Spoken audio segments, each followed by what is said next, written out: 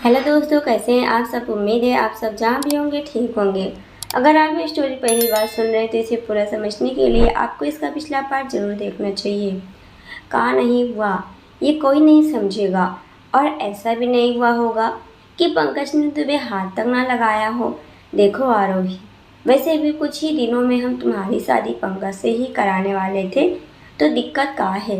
अब आरोही उठी और उम्मीद भरी नजरों से दादी माँ की तरफ देखते हुए बोली, दिक्कत है। उस पंकज ने शादी से पहले हमारे साथ जबरदस्ती करने की कोशिश की है, और यही सबसे बड़ी दिक्कत है। दादी माँ, आप ही समझाओ ना माँ बाबा को, हम उस आदमी के साथ ज़िंदगी कैसे बिता सकते हैं जिसकी नीयत हमारे लिए साफ नहीं है। हमको रह रह कर याद आएगा कि इस आदमी ने हमारे साथ ज़बरदस्ती करने की कोशिश की थी। हम कभी उसे वो सम्मान और प्यार नहीं दे पाएंगे। ये शादी हमें ले डूबेगी दादी माँ। दादी माँ ने प्यार से उसके सिर पर हाथ फेरते हुए कहा, बिटिया, इस समस्या का यही समाधान है। सदियों से देखते आ रहे हैं, जब कोई आदमी औरत के करीब जाता है तो पंचायत भी उस औरत की आबरू बचाने के लिए उसी आदमी से शादी करवा देने का फैसला सुनाती है। अगर तुम्हें अपनी और हम सबकी इज्जत प्यारी है तो चुपचाप कर लो ये शादी। कब तक अकेली जिएगी रे आरोही, अब बस कर। इतना कहकर दादी धीरे से कमरे के अंदर चली गई। उनके पीछे पीछे राधे श्याम और आरोही की माँ भी वहाँ से चले गए। आरोही भी भाग के अपने कमरे में गई और तकियों में मुंह छुपा के रोने लगी। रात भर आरोही रोती रही थी और खुद को कोसती रही थी। इन सब में आखिर हमारी क्या गलती है भोलेनाथ जी। छोटी उम्र में विधवा हो गए, उसके बाद फिर कभी हमने किसी भी आदमी से प्यार की उम्मीद नहीं की। अकेले ही जिंदगी में आगे बढ़ना सीखा, खुद को मजबूत चट्टान की तरह बना लिया। लेकिन क्या फ़ायदा हुआ। हमको ऐसी ज़िंदगी क्यों दी भोलेनाथ जी, जिसमें खुद की मर्जी से सांस तक नहीं ले सकते। रोते रोते आरोही को ये पता ही नहीं चला कि वो कब सो गई। कुछ देर बाद अचानक उसने अपनी गर्दन पर किसी की सांसों की गर्माहट महसूस की और वो हड़बड़ाते हुए उठ के बैठ गई। उसने चारों तरफ नजरें घुमाई, लेकिन उसे कोई नज़र नहीं आया। आरोही को लगा कि शायद उसे वहम हुआ होगा। वो एक बार फिर सोने की कोशिश करने लगी कि अचानक उसने दस्तक सुनी। वो खुद ने बड़बड़ाते हुए पीछे वाले दरवाजे की तरफ बढ़ी। इतनी रात को यहाँ कौन आया होगा। उसने पिछले दरवाजे को खोला, वहाँ सोहम था। सोहम की आंखें लाल थी। आरोही देखकर हैरान रह गई। उसने पूछा, सोहम जी, यहाँ क्यों आए हो। सोहम ने उसकी आंखों में देखते हुए जवाब दिया, तुमने पूछा था ना कि मैं क्यों तुम्हारे सम्मान की रक्षा कर रहा हूँ। इसीलिए कहते हुए सोहम आरोही के ओठों की तरफ बढ़ा। इससे पहले कि वो कुछ समझ पाती, उसने आरोही को किस कर लिया। तभी अचानक से आरोही उठकर बैठ गई। वो अब सपने की दुनिया से बाहर आ चुकी थी। ये हमने कैसा सपना देख लिया। हम सपने में भी ऐसी बात कैसे सोच सकते हैं। आरोही खुद ने बड़बड़ाई। फिर उसने उठकर पानी पिया और वापस से लेटकर सोने की कोशिश करने लगी। इधर सोहम को राधिका की चिंता हो रही थी, इसलिए वो राधिका से मिलने उसके कमरे में आया था। महाज्योति राधिका के पैरों की तेल से मालिश कर रही थी। राधिका ने सोहम से पूछा, क्या हुआ बेटा, तुम इतना परेशान क्यों हो। सोहम से अब रहा नहीं गया। अब वो राधिका के सामने फूट फूट कर रोते हुए बोला, बुआ दादी, वो आरोही। राधिका ने शांति से उसके आंसू साफ किए और कहा, शांत हो जाओ सोहम बेटा, सब ठीक हो जाएगा। सोहम ने उसके पैरों के पास बैठकर कहा, मैं ही आरोही का असली गुनहगार हूँ बुआ दादी। मैंने ही उसे हवेली में काम करने के लिए मजबूर किया था। वो और लड़कियों की जैसी नहीं है।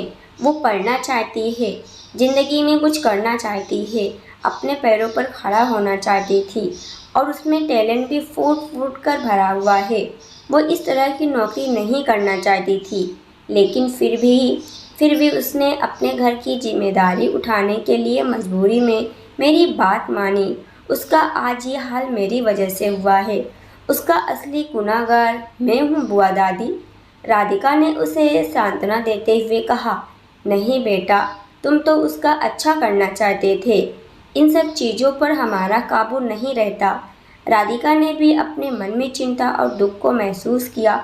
उसने धीरे से कहा, न जाने उस बेचारी बच्ची पर क्या बीत रही होगी। आरोही बिल्कुल मेरी बच्ची जैसी है, फिर भी मैं आरोही को बचा नहीं सकी। तभी सोहम ने राधिका की गोद में अपना सर रख दिया और सुकून ढूंढने लगा। वहीं दूसरी तरफ पंकज चमचमाती शेरवानी में दक्ष के बगल में कार में बैठा मुस्कुरा रहा था। दक्ष ने उसे कुछ पैसों की गड्डी पकड़ाते हुए कहा, जल्दी से मंदिर में शादी करके ये गांव छोड़कर निकलना होगा तुम्हें। याद रहे, शादी होने से पहले तक इस बात की भनक किसी को भी नहीं होनी चाहिए। मैंने गाड़ी का बंदोबस्त कर दिया है। शादी होते ही वो तुम्हें दूसरे गांव छोड़ आएगा। वहाँ पर एक आदमी के यहाँ हमारा माल जाता है। मैंने उसे बात कर ली है, वो तुम्हें दुगनी पगार देगा। पंकज ने दक्ष के पैर छूते हुए कहा, आपने तो हमारी ज़िंदगी बना दी मालिक। किसी को कानों कान कोई खबर नहीं होगी। बड़े मालिक, हम आरोही को लेकर यहाँ से फुर्र हो जाएंगे। कुछ देर बाद दक्ष की कार एक मंदिर के बाहर आकर रुकी। पंकज को वहाँ छोड़कर दक्ष यहाँ से निकल गया। फिर दक्ष ने ठाकुर को कॉल लगाकर कहा, ध्यान रखना अगले कुछ घंटों तक बड़ी कोठी का कोई भी सदस्य कोठी से बाहर ना निकले और कोई भी आदमी कोठी के अंदर ना आए। इतना कहकर उसने फ़ोन काट दिया और सातिर मुस्कान उसके चेहरे पर खिल गई।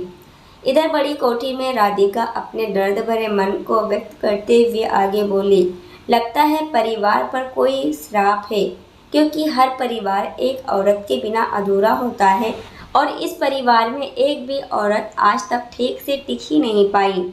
जब विजय यहाँ थे तब मैं अक्सर ससुराल से यह घर संभालने आया करती थी। जब तुम्हारी दादी जिंदा थी तब इस घर में बहुत रौनक छाई रहती थी। तब असली मायनों में ये कोठी अपना घर लगती थी। फिर एक दिन वो चल बसी और मुझे मेरे ससुराल वालों ने घर से निकाल फेंका। फिर वो दिन भी आया जब विजय भी घर छोड़कर चला गया। देखते ही देखते ये घर टूट गया। मैं कुछ भी नहीं कर पाई। ये सब कहते हुए राधिका की नज़रों में दर्द उतर आया। तभी सोहम ने उत्सुकता से राधिका की गोद से उठते हुए सवाल किया, पापा ने क्यों ये घर छोड़ा था और फिर वो कभी वापस क्यों नहीं आए? तभी अचानक ज्योति के हाथ रुक गए और उसने तुरंत राधिका को कुछ ना बताने के लिए इशारा किया। सोहम ने ज्योति को इशारा करते हुए देख लिया था। उसने राधिका का हाथ पकड़कर एक बार फिर पूछा, और कब तक छुपाएंगी आप? और क्यों, प्लीज़ बताएं ना। राधिका थोड़ी देर तक शांत रही, फिर बोली, मैंने कहा ना, बड़ी कोठी औरतों के लिए ठीक जगह नहीं है। फिर वो ज्योति की तरफ देखते हुए बोली, अगर कोई और जगह होती तो ज़रूर तुम्हारी तानिया तुम्हारे साथ होती। ज्योति ने बड़ी मुश्किल से अपने आंसू छुपाए और मालिश करने लगी। अब सोहम को कुछ भी समझ में नहीं आ रहा था। उसका मन पूरी तरह से उलझा हुआ था। तभी वहाँ पर एक सर्वेंट आया और दरवाज़ा खटखटाते हुए बोला, मैडम के लिए एक चिट्ठी आई है। राधिका ने सोहम की तरफ देखकर इशारा किया तो सोहम ने चिट्ठी लेकर राधिका को पकड़ा दी। सब लोग हैरान थे कि आखिर ये चिट्ठी भेजी किसने है। राधिका ने जैसे ही चिट्ठी खोली तो उसके चेहरे के भाव अचानक बदल गए। हम आरोही आज आपको इसलिए ये पत्र लिख रहे हैं क्योंकि हम आपसे मिलने नहीं आ सकते। शायद आगे भी हम आपसे कभी नहीं मिल पाएंगे। सोहम की जिज्ञासा बढ़ गई। वो राधिका की तरफ देखने लगा। राधिका ने एक गहरी सांस ली और फिर उसने पत्र के शब्दों को पढ़ना शुरू किया। हमें पता है बड़ी मालकिन कि आप खुद को दोषी मानती होंगी इस घटना के लिए, लेकिन हम ये कहना चाहते हैं कि इसमें किसी की भी गलती नहीं है। बस मेरे साथ वही हुआ जो मेरी किस्मत में लिखा था। सोहम की आंखों में आंसू छलक आए।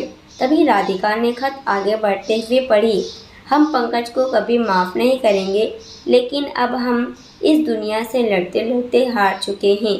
हमें पता ही नहीं चला कि कब हम अपने माँ बाप के लिए भी बोझ बन गए। हम तो उनका सहारा बनना चाहते थे। मन तो करता है कि हम कहीं दूर भाग जाएं, लेकिन फिर लगा कि हमारे परिवार के लिए और भी शर्मिंदगी वाली बात हो जाएगी, इसलिए हम मान गए और हम आज ही शादी करके इस गांव से बहुत दूर चले जाएंगे। ये सुनकर सोहम को ऐसा लगा कि जैसे उसके शरीर से जान निकल गई हो। उसने राधिका के हाथ से वो खत छीना और रोते हुए आगे के शब्द पढ़ने लगा। हम पंकज से शादी करके हमेशा के लिए इस गांव से दूर चले जाएंगे, क्योंकि सबकी खुशी इसी में है। अब हम अपने लिए किसी को कोई तकलीफ नहीं दे सकते। आपने हमारे लिए जो कुछ भी किया वो हम कभी नहीं भूल पाएंगे। सोहम ने वो खत वहीं रखा और गुस्से से कहा, ये सब ठीक नहीं हो रहा है। आरोही उस इंसान के साथ कैसे शादी कर सकती है? नहीं, ये नहीं होना चाहिए। इतना कहकर सोहम भागते हुए वहाँ से बाहर निकल गया। ज्योति भी सोहम के पीछे जाते हुए चिल्लाई, छोटे साहब। लेकिन तभी राधिका ने उसे रोकते हुए कहा, जाने दे उसे। अगर आज सोहम नहीं गया तो फिर वो सारी जिंदगी पछताएगा। वहीं दूसरी तरफ राधे श्याम और आरोही की माँ शादी की तैयारी करने में बहुत व्यस्त थे। उन्हें ये शादी बहुत जल्दी करवानी थी। इस शादी में कोई शोर शराबा नहीं हो रहा था, कोई उत्सव नहीं था। उन्हें एक छोटे से समारोह के लिए मंदिर निकलना था। बड़ी मुश्किल से आरोही की माँ ने आरोही के लिए नई बिछिया और पायल खरीदी थी। आरोही की माँ आरोही के कमरे में आई तो लाल साड़ी पहनकर वो खोई हुई थी। आरोही की माँ ने आरोही के पास आकर उसके बालों का जूड़ा बना दिया और फिर उसे कुछ आर्टिफिशियल गहने पहनाते हुए बोली, बेटिया, हम बस तुम्हारे लिए इतना ही कर सकते हैं। ये चंद नकली गहने और तुम्हारी बहन की साड़ी, बस यही बचा है हमारे पास। फिर वो आरोही के पैरों में पायल पहनाते हुए बोली, देखो, ये नई पायल लाए हैं तुम्हारे लिए। हर माँ बाप का ख्वाब होता है अपनी बेटी को शादी के जोड़े में देखने का। तुम्हें सफ़ेद साड़ी में देखकर तो हमारा कलेजा कांप जाता था। हमें पता है कि तुम खुश नहीं हो, लेकिन तुम्हारे लिए यही सही है। शादी हो जाने के बाद अपने आप ही कुछ समय में पति से प्यार हो ही जाता है। हमको यकीन है कि अब भोलेनाथ जी तुम्हें दुनिया की सारी खुशियाँ देंगे। आरोही बुद्ध बनी बैठी रही। उसकी आंखों से आंसू बहने लगे। वो कुछ नहीं बोली। आरोही की माँ ने उसकी आंखों में काजल लगाया और फिर काला टीका लगाकर उसका माथा चूम कर वो आरोही के कमरे से चली गई। आरोही की माँ के जाने के बाद आरोही चुपचाप उठकर छत पर चली आई। उसे आज अपनी मृत बहन की बहुत याद आ रही थी, क्योंकि उसने अपनी बहन की ही शादी की साड़ी पहनी हुई थी। उसके मन में तूफान उमड़ रहा था। आरोही छत से नीचे झांकते हुए खुद से बोली, हम आखिर क्या करें? घर से भागने के लिए सोचते हैं, लेकिन तभी बाबा का चेहरा याद आ जाता है। सोचते हैं कि ये ज़िंदगी ख़त्म कर ले, लेकिन तभी टुनटुन का चेहरा हमारी आंखों के सामने घूम जाता है। ये शादी करके हम ठीक नहीं कर रहे। बस एक बार हम सोहम जी से मिलना चाहते हैं। लेकिन क्यों? आखिर सोहम जी से क्यों मिलना है हमें? उसके चेहरे पर उलझन के भाव साफ नज़र आ रहे थे। उसे कुछ भी समझ में नहीं आया और वो चुपचाप नीचे उतर आई। फिर अपनी और राधे श्याम, टुनटुन और दादी माँ के साथ उसे लेकर मंदिर के लिए निकल गए। इधर सोहम गांव के 3 मंदिर देख चुका था, लेकिन उसे आरोही या पंकज कहीं भी नज़र नहीं आए थे। वो खुद में बोला, कहाँ हो तुम आरोही? मैं गांव के तीनों बड़े मंदिर देख चुका हूँ, आखिर अब तुम्हें कहाँ ढूंढूं? दूसरी तरफ आरोही जैसे ही मंदिर की सीढ़ियाँ चढ़कर ऊपर आई, पंकज को सामने खड़े देखकर गुस्से से उसका खून खौल गया। आरोही कुछ नहीं कर सकती थी। उसकी आंखों से आंसू बहने लगे और उसने अपनी मुट्ठी कस के भींच ली। आरोही चुपचाप जाकर पंकज के बगल में बैठ गई और तभी पंडित जी ने मंत्र पढ़ना शुरू कर दिए। जहाँ एक तरफ पंकज के चेहरे से मुस्कान नहीं जा रही थी, वहीं दूसरी तरफ टुनटुन और आरोही दोनों ही रो रही थी। आरोही इतना रो चुकी थी कि अब उसकी नजरें धुंधलाने लगी थी। तभी पंडित जी ने कहा, अब वर वधू की मांग में सिंदूर भर दे और फेरे के लिए दोनों खड़े हो जाएं। पंकज और आरोही दोनों खड़े हो गए। पंकज ने धीरे से अपनी उंगली में सिंदूर उठाया और उसने आरोही की मांग भरने के लिए कदम बढ़ाया कि तभी अचानक किसी ने उसका हाथ पकड़ा और पीछे झटक दिया। आरोही ने अपनी आंखें मलते हुए साफ की। तभी वो सोहम को देखकर हैरान रह गई। उसे ऐसा लगा कि जैसे वो कोई सपना देख रही हो। न जाने कि उसे आज सोहम को देखकर अजीब सी खुशी का एहसास हुआ था। इससे पहले कि कोई कुछ समझ पाता, सोहम ने आरोही से कहा, तुम पूछ रही थी ना हमारा क्या रिश्ता है, तुम मेरा रक्षा क्यों करना चाहते हो? लो, अब नाम दे दिया अपने रिश्ते को। इतना कहकर सोहम ने आरोही की मांग में सिंदूर भर दिया और सबकी आंखें फटी की फटी रह गई। आरोही सोहम को पीछे की तरफ धक्का देकर जोर से चिल्लाई, नहीं सोहम जी, ये आपने क्या कर दिया? आरोही ने उंगलियां अपने माथे पर फेरी और फिर उंगलियों पर लाली देखकर वो हैरान रह गई। शादी के बाद सोहम और आरोही जिंदगी के उतार चढ़ाव के साथ कैसे सामना करेंगे? बड़ी हवेली में जाने के बाद आरोही दक्ष का सामना कैसे करेगी, जो पहले ही उस पर गंदी नजरें गड़ाए था? युग जो उसे समर्थन देता था, वो अब उस पर शक करने लगा है। क्या वो इस शादी के खिलाफ खड़ा हो जाएगा? आखिर अब आरोही का परिवार क्या करेगा? आरोही के सपनों का क्या होगा? क्या वो पनप पाएगी या मुरझा जाएगी? दोस्तों, आज के लिए इतना ही। ये सीजन 1 का आखिरी पार्ट था, तो प्लीज़ देखिएगा और कमेंट करके ज़रूर बताना बिल्कुल भी मत भूलना कि ये वीडियो कैसी थी। और अगर आप हमारे चैनल पर नए हैं तो चैनल को भी सब्सक्राइब और हमें सपोर्ट ज़रूर कीजिएगा। इसके आगे का देखेंगे सीजन 2 में बहुत जल्द। जब तक आप सभी अपना प्यार और सपोर्ट ऐसे ही बनाए रखना। पूरी वीडियो देखने के लिए आप सभी का बहुत बहुत धन्यवाद।